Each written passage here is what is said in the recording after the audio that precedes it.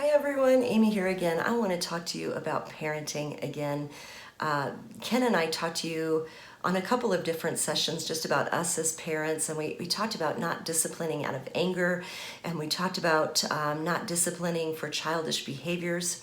The last time I came and spoke to you, I talked to you about being a person of your word. In other words, following through on what you say, that if you tell your child to do something and they don't do it, you have to give a consequence, but you have to follow through on that consequence. You can't just give empty threats. And I gave you the example of the lady that I ran into the store a few weeks back, and how she gave her children all of these empty threats, and her threats became more and more outlandish as she became more and more frustrated. And it was obvious that she didn't follow through on what she said, and thus she had no control whatsoever over her kids. And she was so frustrated, and I felt so sorry for her, because that's just a miserable way to live. You know, the way that we want to live is that we want to live with peace. We want to have peace in our homes. We want to have peace in our lives, peace in our marriage, and peace in our parenting. And part of having peace in your parenting is just following through on what you tell your kids that you expect them to do, and when they don't do it, you follow through on some kind of consequence that causes them to want to obey because they don't want to have the consequence. And you know, that's the way it is with sin. Sin always has consequences. You know, God forgives us, but He doesn't always eliminate the consequences of our sin. And you know, for me, this is just kind of like a life skill. But I want to teach my kids to think through their actions. Like, is it worth it to do that and face the consequences of that behavior? To have long-term thinking, think long-term instead of just short-term gratification. And so I want to talk to you today about what happens when you feel like as a parent things are out of control. Like when you give an instruction, it's not followed, and then you give a consequence and it doesn't change their heart. Like they just are living angry at you and angry at the situation. I want to give you a couple of examples. So I have a child who I'm not going to tell you which one it is, but one of the four boys that was unusually defiant, and he was angry in his defiance, and that's a hard combination. I've had kids that are angry and kids that are defiant, but only one that was angry and defiant. And how did I deal with that? So I remember on this particular day, he was probably about, I don't know, 8 years old, I'm guessing. And we went to the store, and he had every intention to buy something with his money. And we got there, and the thing that he wanted to buy was out of stock. And he was just beside himself. He was so upset. And to the point that he refused to leave the store. And again, he's 8 or 9 years old, maybe 10 even. And so I wasn't in a position to pick him up and drag him out of the store. And yet he got so angry at that thing not being in the store that he just refused to leave. He refused to follow me out of the store, and I was just kind of stuck.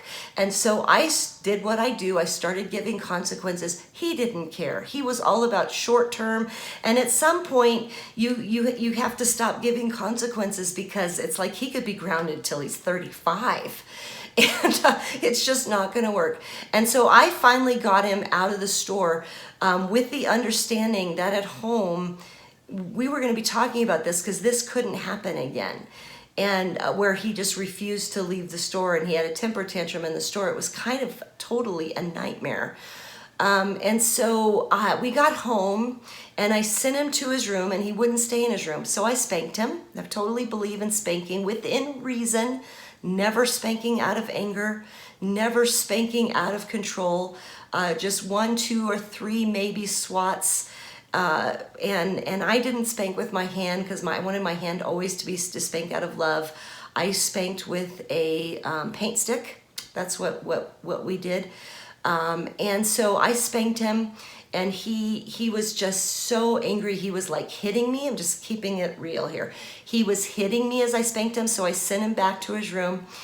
He wouldn't stay in his room, so I spanked him again, just 2 or 3 swats, sent him back to his room. He still wouldn't stay in his room. And so this is just what happened. I spanked him a third time. He was still so angry. Again, just, I think at that point I only did maybe one swat because I thought I've kind of reached the limit of what I can do with spanking, and clearly it's not working. But I had told him that I was going to spank him again, so I had to follow through. But the third time I just spanked him once. All of this happened in like half an hour. Once we had gotten home, I sent him back to his room. Now, Ken wasn't home. If Ken had been home, I would have turned it over to him. But he wasn't home. And here's the thing. I had to win.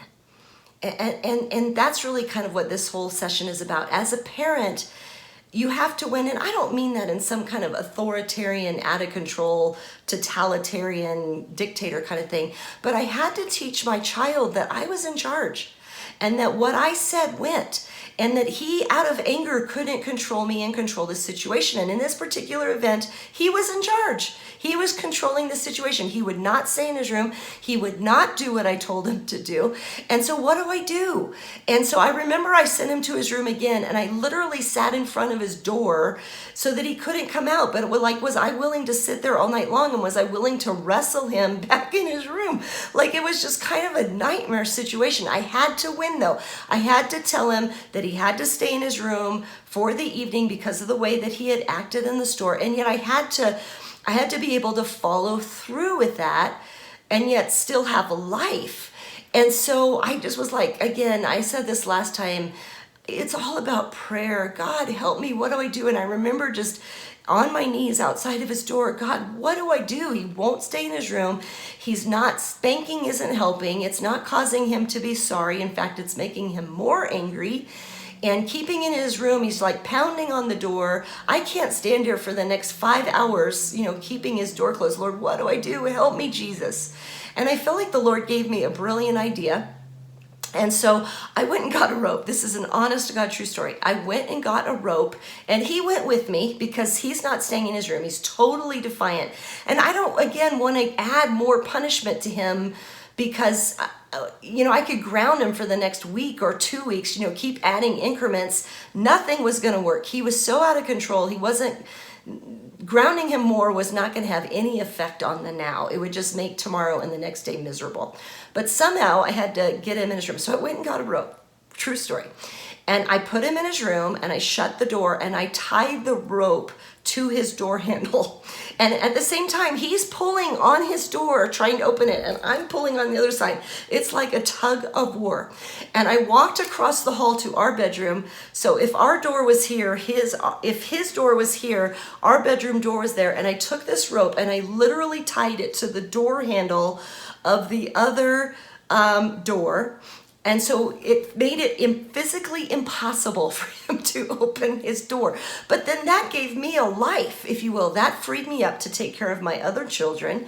And they were all like, whoa, what's going on? Like, they were, is mom actually going to win this one, or is she going to lose? And because again, it came back to, I had to win. I had to teach them that I'm the one that's in charge, because if they're in charge of the home, chaos rules, and I wanted peace in my home. And so I tied his door shut, and he fought it like he was a determined kid. He did everything he could do to get his door open. And I was very aware of what was going on in his room. I was pretty close by. I didn't go down to the basement and watch TV. I wanted to make sure that he was safe. And I said to him, I have tied your door shut. You cannot physically get out. And he didn't believe me. He was like, there's got to be a way. But God help me, there was no way for him to get out. And finally, he settled down, like he lost, if you will. He saw that I won. And in losing, he learned to submit. And maybe after, I don't know, it wasn't that long, maybe half an hour, he settled down, and I went and talked. I didn't open his door. I went and talked to him. And I talked to him periodically, like maybe every 5 minutes even.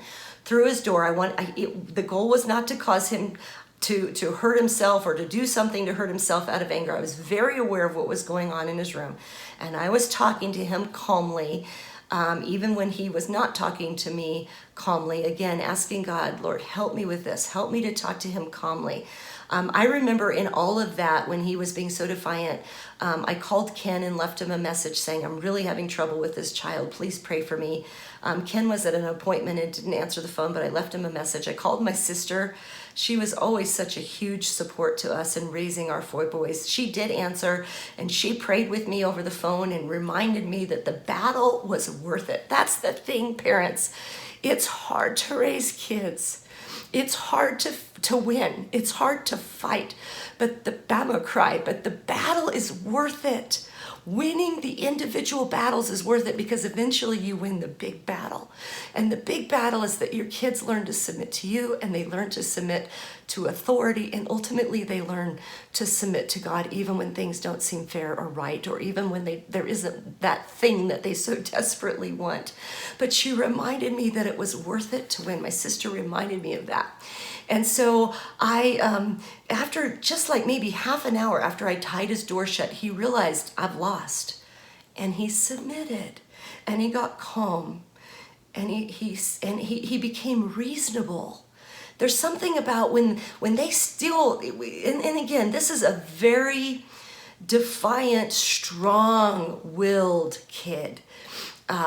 But he was convinced for so long that he was going to win. Like, I'm not staying in my room. I'm going to win. He even went with me to get the rope.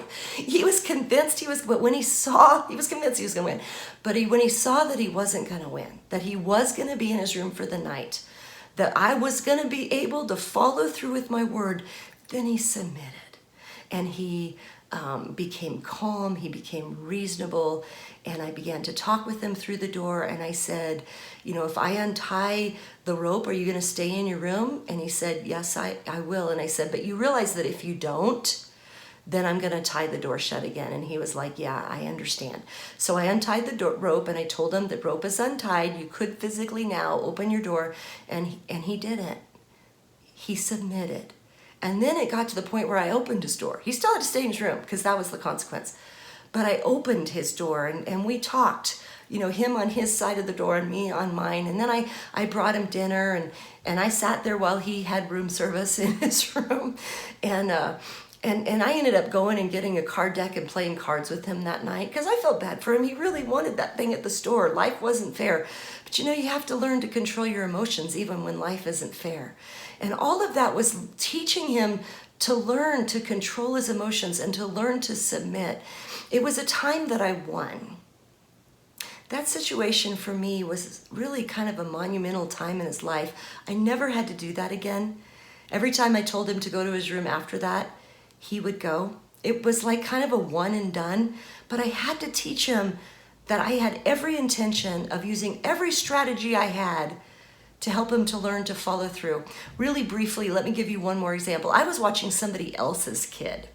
And if it had been for like one night, I wouldn't have done this. I would have just endured through it. But this child I was watching for like 4 or 5 nights. The parents were out of town. And I actually told the mother that I had done this. But her child had no intention of obeying me. And my children were like, ooh, what's going to happen now? I would say something to this child, and this child was just totally defiant toward me, and I want my mom, and I'm not going to do anything you say. In fact, to the point of doing the opposite of what I told the child to do. And so I was like, again, come back to prayer. Lord, what do I do? I've got this child for 4 or 5 nights. By the way, this was years and years ago. This was when Ben and Josh were little, when this happened. And I just said, God, what do I do? I've got to teach this child that they have to do what I say, and yet I'm not going to spank this child because it's not my child, and that just doesn't seem right. And yet if I put the child in timeout, they don't stay. So what do I do? How do I show them that I'm in charge? And so I felt like God gave me a brilliant idea. Again, ask God to help you. He will give you ideas that don't come from your brain, that come from his brain. But what I did is I went out to the car and I got this child's car seat. They were like 2 years old. The child was 2 years old.